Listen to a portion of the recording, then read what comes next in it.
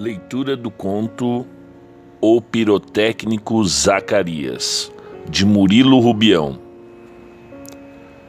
Raras são as vezes nas conversas de amigos meus ou de pessoas das minhas relações não surge essa pergunta: teria morrido o pirotécnico Zacarias? A esse respeito as opiniões são divergentes. Uns acham que estou vivo. O morto tinha apenas alguma semelhança comigo. Outros, mais supersticiosos, acreditam que a minha morte pertence ao rol dos fatos consumados e o indivíduo que anda chamando de Zacarias não passam de uma alma penada, envolvida por um pobre invólucro humano. Ainda há os que afirmam de maneira categórica o meu falecimento e não aceitam o cidadão existente como sendo Zacarias, o artista pirotécnico, mas alguém muito parecido com o finado. Uma coisa ninguém discute: se Zacarias morreu, o seu corpo não foi enterrado. A única pessoa que poderia dar informações certas sobre o assunto sou eu. Porém, estou impedido de fazê-lo porque os meus companheiros fogem de mim tão logo que me avistam pela frente. Quando apanhados de surpresa, ficam estarrecidos e não conseguem articular uma palavra. Em verdade, morri. O que vem ao encontro da versão dos que creem na minha morte. Por outro lado, também não estou morto, pois faço tudo o que fazia antes e, devo dizer, com mais agrado do que anteriormente. A princípio foi azul, depois verde, amarelo e negro, um negro espesso, cheio de listas vermelhas e um vermelho compacto, semelhante a densas fitas de sangue pastoso, com pigmentos amarelados de um amarelo esverdeado, tênue, quase sem cor. Quando tudo começa a ficar branco, veio um automóvel e me matou.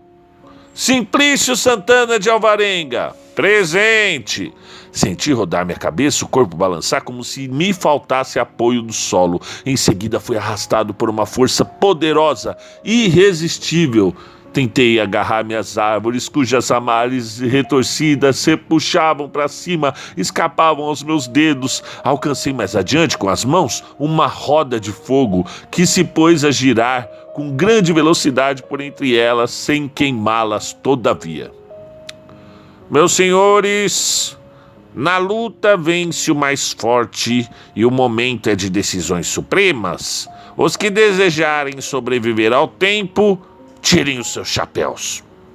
Abre aspas. Ao meu lado dançavam fogos de artifício, logo devorados pelos arco-íris. Fecha aspas. Simplício Santana de Alvarenga, não está? Tira a mão da boca, Zacarias. Quantos são os continentes? E a Oceania? Dos mares da China não virão mais quinquilharias. A professora magra, esquelética, os olhos vidrados, empunhava na mão direita uma dúzia de foguetes. As varetas eram compridas, tão longas que obrigavam Dona Josefina a ter os pés distanciados uns 2 metros do assoalho e a cabeça coberta por fios de barbantes, quase encostada no teto. Simplício Santana de Alvarenga. Meninos, amai a verdade.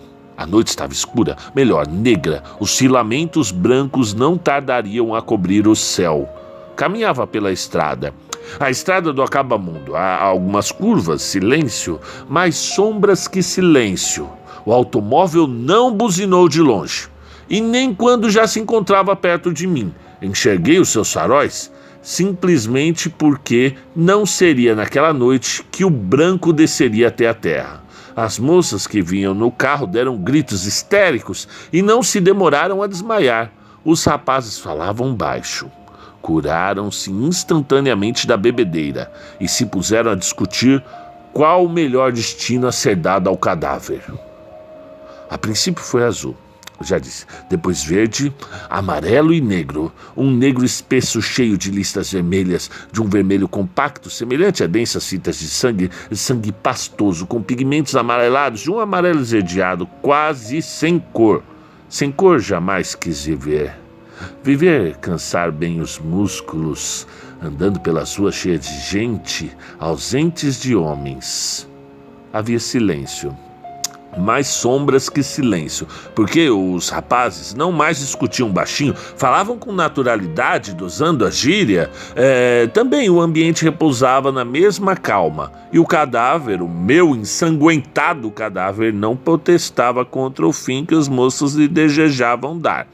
A ideia inicial, logo rejeitada, consistia em me transportar para a cidade, onde me deixariam no necrotério. Após breve discussão, todos os argumentos analisados com frieza, prevaleceu a opinião de que meu corpo não poderia sujar o carro.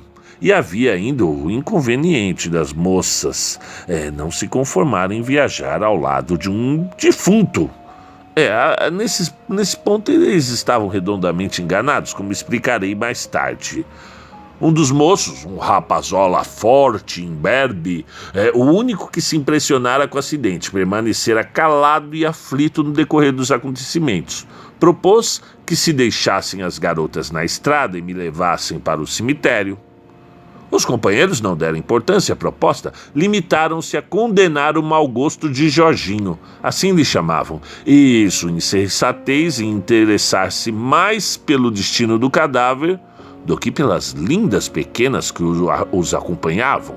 O rapazola notou a bobagem que acabara de proferir e, sem encarar de frente os componentes da roda, pôs-se a assoviar, visivelmente encabulado. Não pude evitar a minha imediata simpatia por ele, em virtude de sua razoável sugestão, debilmente formulada aos que decidiam a minha sorte.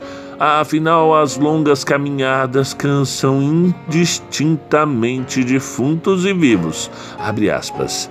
Esse argumento não me ocorreu no momento. Fecha aspas. Discutiram em seguida outras soluções e, por fim, consideraram que me lançar ao precipício, um fundo precipício que margeava a estrada, limpar o chão manchado de sangue, lavar cuidadosamente o carro quando chegasse em casa, seria o alvitre mais adequado ao caso e o que melhor conviria a possíveis complicações com a polícia, sempre ávida de achar mistério onde nada existe de misterioso.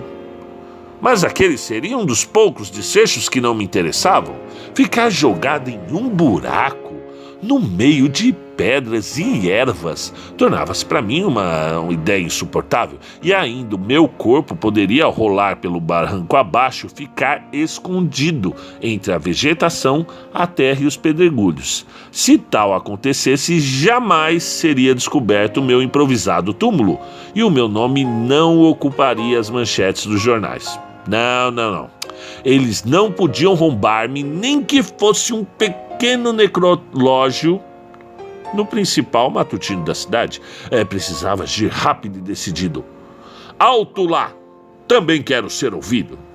Jorginho empalideceu, imagina. Soltou um grito surdo, tombando desmaiado, enquanto seus colegas, algo admirados por verem um cadáver falar, se dispunham a me ouvir. Sempre tive confiança na minha faculdade de convencer os adversários em meio às discussões. Não sei se pela força da lógica ou se por algum dom natural. A verdade é que, em vida, eu vencia qualquer disputa dependente de argumentação segura e irretorquível. A morte não extinguira essa faculdade, e a ela os meus matadores fizeram justiça. Após curto debate no qual expus com clareza meus argumentos, os rapazes ficaram indecisos, sem encontrar uma saída que atendesse a contento às minhas razões e ao programa da noite a exigir prosseguimento. Para tornar mais confusa a situação, sentiam a impossibilidade de dar rumo a um defunto que não perdera nenhum dos predicados geralmente atribuídos aos vivos. Se a um deles não ocorresse uma sugestão, imediatamente aprovada, teríamos permanecido no impasse. Propunha incluir-me no grupo. E juntos terminaríamos a farra, interrompida com o meu atropelamento. Entretanto, outro obstáculo nos conteve. As moças eram somente 3, isto é, em número igual ao de rapazes. Faltava uma para mim, e eu não aceitava fazer parte da turma desacompanhado. O mesmo rapaz que aconselhara a minha inclusão no grupo encontrou a fórmula conciliatória, sugerindo que abandonasse o colega desmaiado na estrada. Para melhorar o meu aspecto, concluiu: bastaria trocar as minhas roupas pela de Jorginho, o que me prontifiquei a fazer rapidamente. Depois de certa relutância em abandonar o companheiro, concordaram todos, homens, abre aspas, e mulheres, estas já restabelecidas do primitivo desmaio, fecha aspas, que ele fora fraco e não soubera enfrentar com dignidade a situação.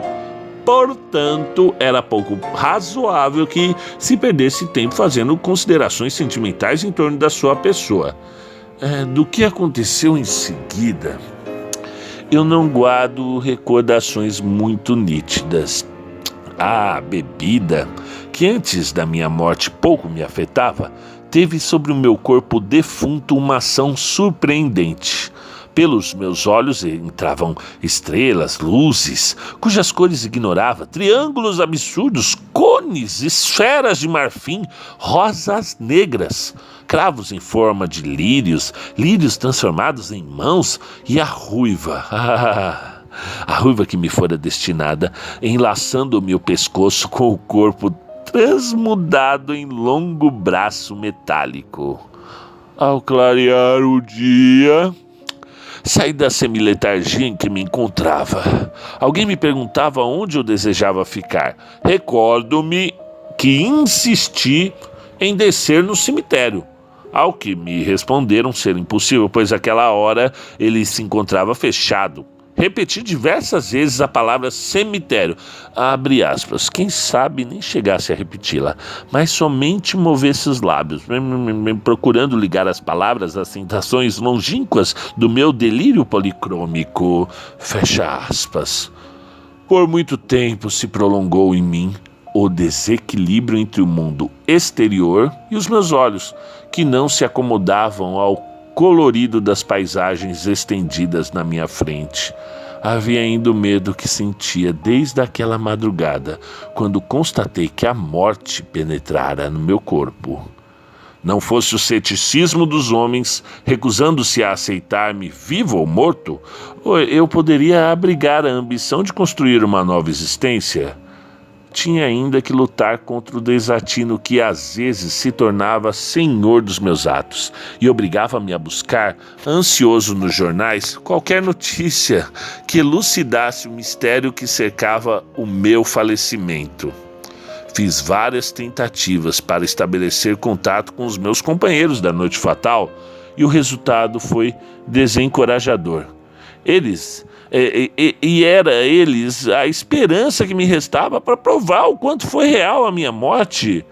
No passar dos meses tornou-se menos intenso o meu sofrimento e menor a minha frustração diante da dificuldade de convencer os amigos de que o Zacarias, que anda pelas ruas da cidade, é o mesmo artista pirotécnico de outros tempos, com a diferença de que aquele era vivo e este defunto. Só um pensamento me oprime. Que acontecimentos o destino reservará a um morto se os vivos respiram uma vida agonizante? E a minha angústia cresce ao sentir, na sua plenitude, que a minha capacidade de amar, discernir as coisas, é bem superior à dos seres que por mim passam assustados. Amanhã o dia poderá nascer claro, o sol brilhando como nunca brilhou.